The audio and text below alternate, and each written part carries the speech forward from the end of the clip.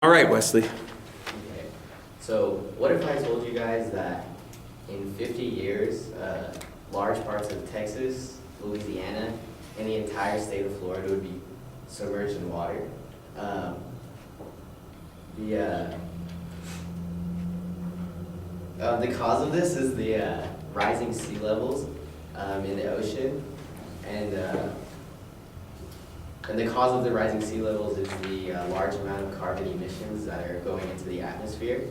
The United States is one of the world's top fossil fuel and carbon emitters in the whole world. And if we don't act now, our environment and our planet, we might not be able to pass on to our future. So with our future in mind, I would like to implement a carbon tax nationwide. I'm going to outline some of the ways that carbon has negatively affected our environment, and I'm going to also show some of the positive ways that if the tax is implemented, it would have a positive effect on the planet. And finally, I would like to talk about the economical incentives that it would have if it were to be passed. The carbon tax is a government-enforced tax that charges by the ton. So this has been proposed before, and usually they propose about $15 to $30 on each ton. And the reason you would implement a tax is it would make using carbon more money, so more people would probably shy away from using that and would switch to renewable energy. The tricky part about this is that a lot of us use carbon every day, and for things that we do all the time, like driving, taking airplanes, and even the way we build our cities releases a lot of carbon emission.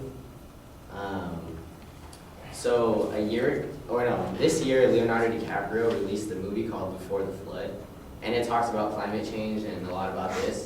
And he took 3 years to film the movie. He traveled around the world, and he met with different scientists and even Barack Obama to talk about how far our planet has come and how badly we've destroyed it.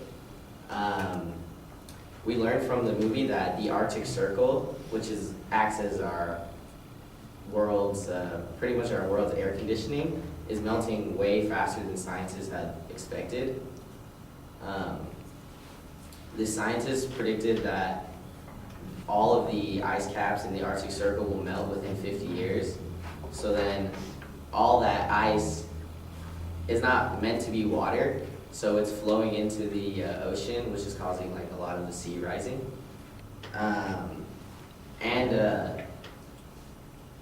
One of the causes that carbon also has is that it changes our weather extremely. We have a lot of, you guys can see today, some days, it's almost December and it's perfectly warm outside.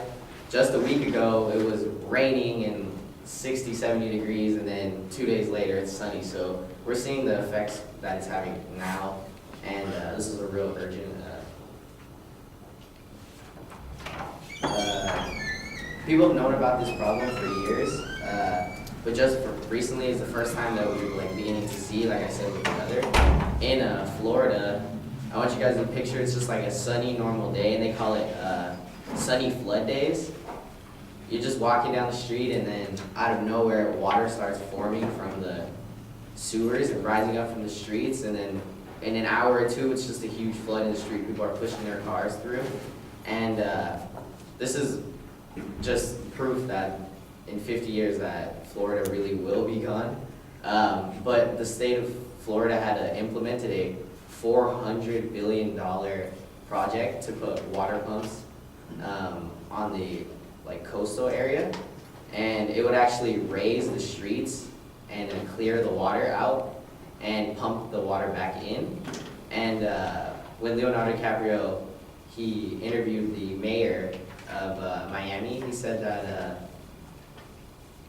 that it would buy them $400 billion, bought them 40 to 50 years.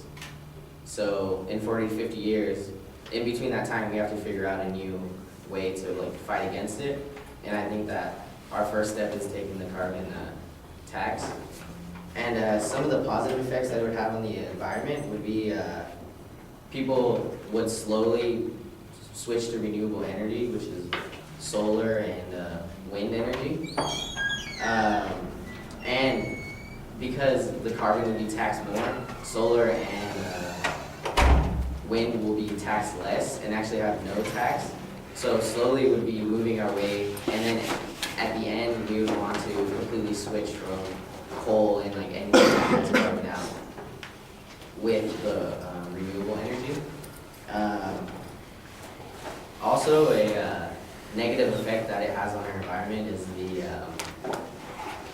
that our oceans collect a lot of CO2. So when our oceans collect the CO2, it's like not only affecting us but affecting our sea life. It said that in the past 30 years, 50% of all of our coral life has been, like, we killed it off in the last 50 years. And some of the economical advantages that we would have would be that according to the Congressional Budget Office, they estimated that the tax would generate 1.2 trillion of revenue, and out of that 1.2 trillion would, as the taxpayers, get 60% back, and that 60% will go into building new houses, funding more money towards finding other ways to use energy, and also it would put $1 billion a year in worker training and put hundreds of billions of dollars into reducing national debt. Some people might say that putting a tax would make us pay more, but actually we would be paying more on carbon, but what the legislators would do would they would like levy the taxes, so then the other taxes would go down, and then this one would go up, so it would just even out. This is a very achievable task that we could do.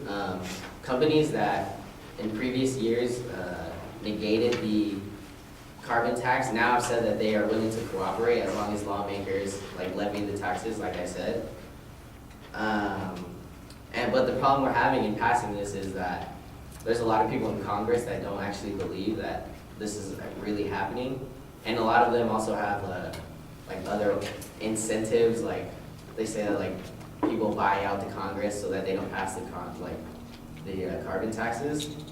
And just this past few months, they had a convention in Paris with all the world leaders, and they talked about how they can like control climate change and global warming, and they like intensely stressed putting a carbon tax on. So I hope that the people of Congress will catch up to science and, you know, pass it, because we really, really need it. And next time it comes out on a ballot, I hope that you all vote for the carbon tax. Thank you.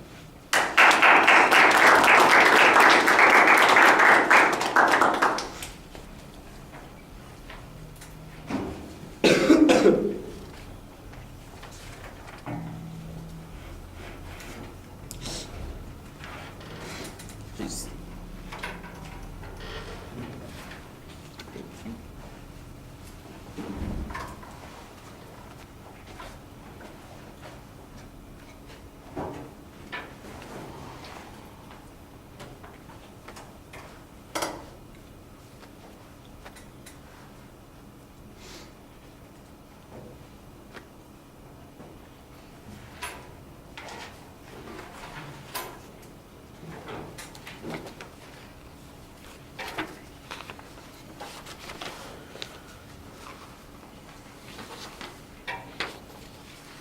All right, and you guys can all send those forms in to me now, because I don't want you to be influenced by what somebody else has to say. Christian is supposed to do the oral evaluation, and his opinion might influence you in some way, shape, or form. And then, of course, I'm going to offer my opinion as well, so we don't want that. Thank you.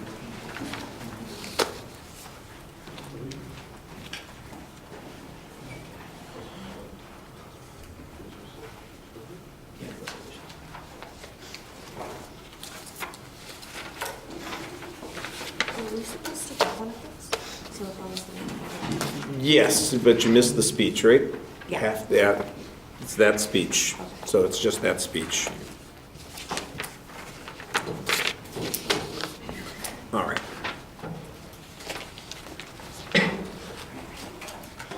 Christian, I'm sorry, are you here? No, okay. Wait, I got that wrong. Where are you, Wesley? It's Andrew who's supposed to do the oral evaluation. Good? Yes. All right. Overall, I feel like his speech was structured fairly well. Like his specific purpose and thesis and all that was clear.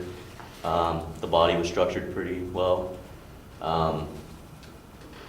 His eye contact and facial expressions were good. He didn't have much movement, but he seemed stern and like he knew what he was talking about. Although it kind of sounded like a little bit of like an informative to me. There was a lot of informing us about stuff, and then, but at the end he kind of brought it together to persuade us to vote to pass the act. But overall, I think he did fairly well on his speech. Okay. You've got a dramatic visualization as your attention device. There's a clear layout of what the supporting structure is and a purpose statement. I think that you need to signpost those points in the body of the speech a little bit more. Some of your sources are not very completely cited. Sometimes I'm getting something that's reported to me in the DiCaprio movie as your source, and that's really not very appropriate. I think that's, third-hand information instead of first-hand information. I'd like some more information that demonstrates that a carbon tax would make any difference. There are places in the world that have carbon taxes, so how much less carbon has been put in the atmosphere as a result of that?